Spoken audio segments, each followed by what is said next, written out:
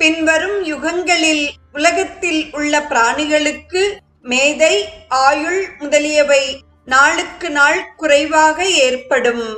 மனித தன்மையில் முந்தைய செயல்களின் பயனாக அடிக்கடி உயிரினங்களுக்கு ஏதாவது துன்பங்கள் வந்து கொண்டு இருக்கும். நல்ல செயல்களில் சிரத்தை அரிதாகிவிடும்.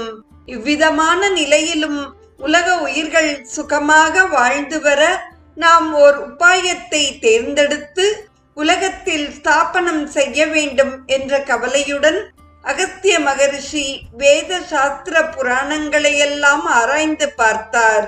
அநேக காலங்களாக இந்த ரிஷி சிரமப்பட்டு அந்த உபாயத்தை தாம் கண்டுபிடிக்க முடியாமல் தமக்கு உபாசியமான உலக நாயகியான பராம்பிகையை ஸ்தோத்திரம் செய்து தம் கவலையை தெரியப்படுத்திக் கொண்டார்.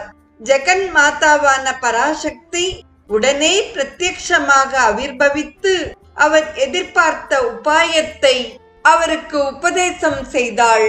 அதுதான் இந்த பிரகிருத்தமான ஆதித்ய ஹிருதய ஸ்தோத்திரம் என்று சொல்லப் பெறுகிறது.